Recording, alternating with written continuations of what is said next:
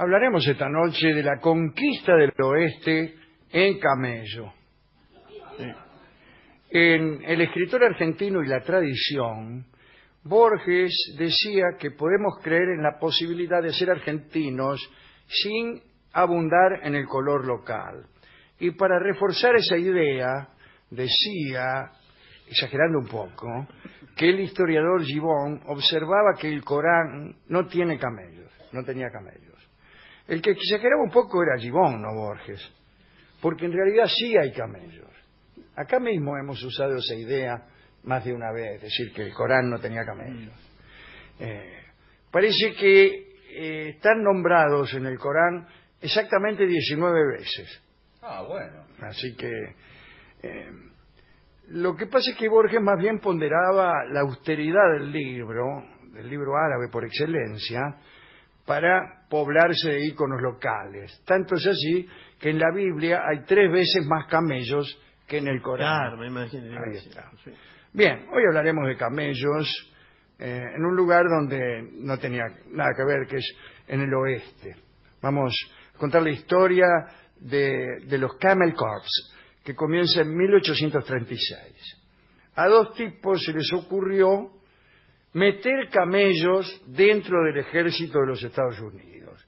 Estos hombres eran el señor George Crossman y el señor Ephraim Miller, que redactaron un memorándum que fue remitido al Departamento de Guerra en Washington con la esperanza de llamar la atención de algún alto funcionario. Pero parece que los pliegos fueron pasando de mano en mano, con desdén, y no pasó nada. El tema se retomó varios años después. En 1848, antes de que la primera locomotora llegara al oeste norteamericano, los generales del ejército buscaban desesperadamente un medio veloz, barato y eficiente para el aprovisionamiento de sus bases, mayormente para luchar contra los indios. Esa es la verdad.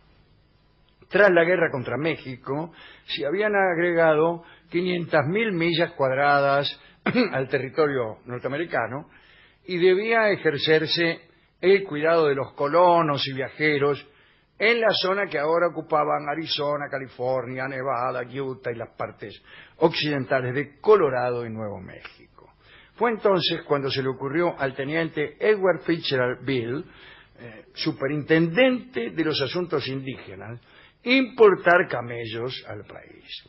El secretario de guerra del presidente Pierce escuchó entusiasmado la propuesta y dijo en el Congreso lo siguiente. Tengo aquí el discurso. Ah, mire qué bien. Dice: para fines militares, para ir a gran velocidad o para hacer reconocimientos y para transportar tropas a través del país, el camello será de gran valor en los desiertos de la frontera occidental. Medio criollo era el yanqui.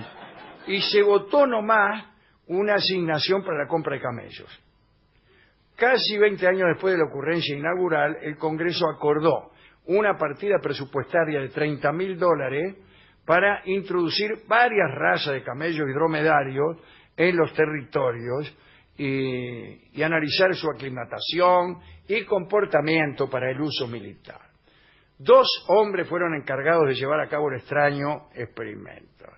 Uno de ellos, el mayor Henry Wayne, fue enviado a Inglaterra para estudiar a los camellos en el zoológico de Londres.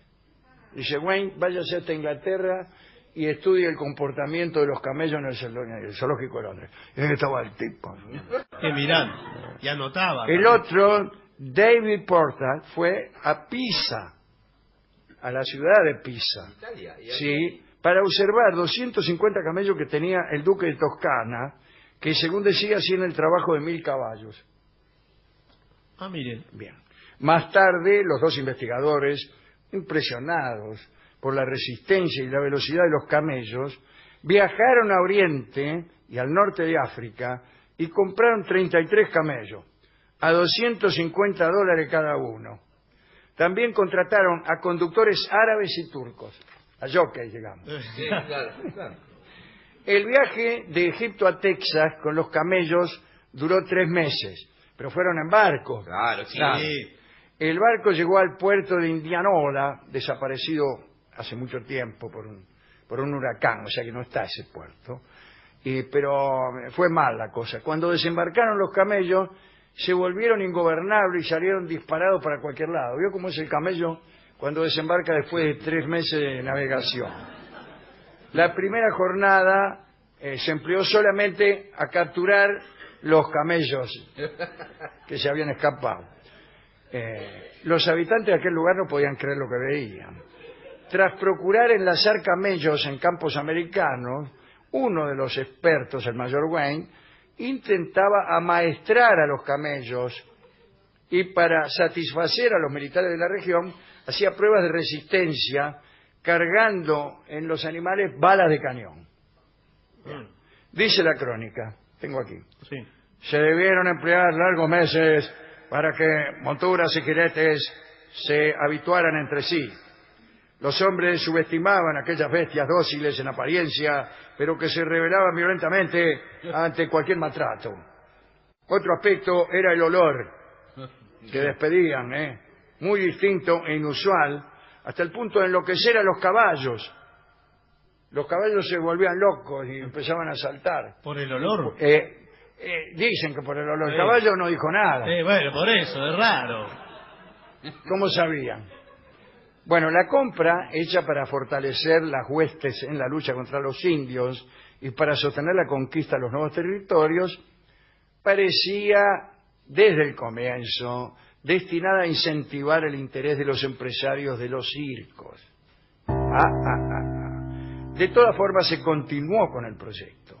Tras un corto periodo de descanso y aclimatación al sol tejano, los camellos fueron puestos a prueba entre los días 4 y 14 de junio en una carrera de resistencia hasta la ciudad de San Antonio, la cual distaba unas 120 millas de no sé dónde.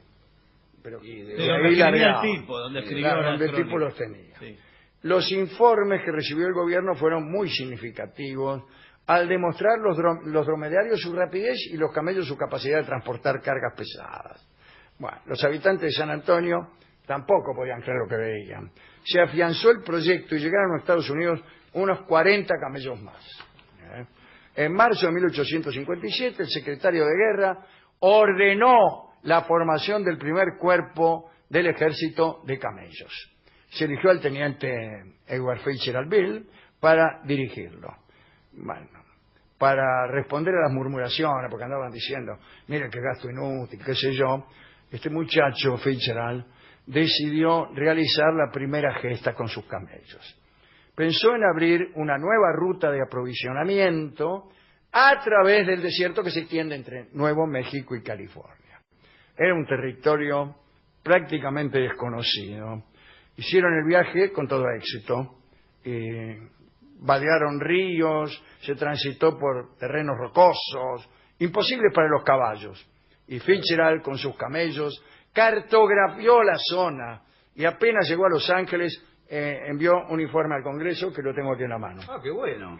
Dice, he probado el valor de los camellos marcando una nueva ruta hacia el Pacífico y viajando 4.000 millas sin ningún accidente.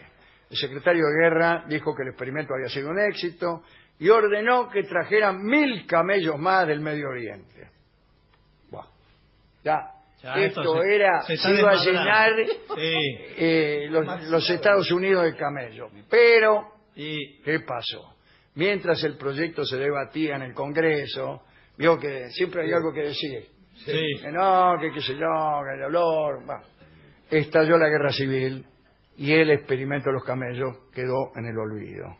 Se notificó a este señor Fitzgerald que desintegrara la tropa. Le dijeron que lo más urgente era la batalla, que no había tiempo para experimentos, y el teniente Fitzgerald, resignado, cedió 28 de sus animales a la ciudad de Los Ángeles. Fueron usados para transportar correspondencia. Tenía el cartero un camello. Pero... Ya se sabe que el camello a veces se detiene es extorsivo. y extorsiona a su jinete. Por favor.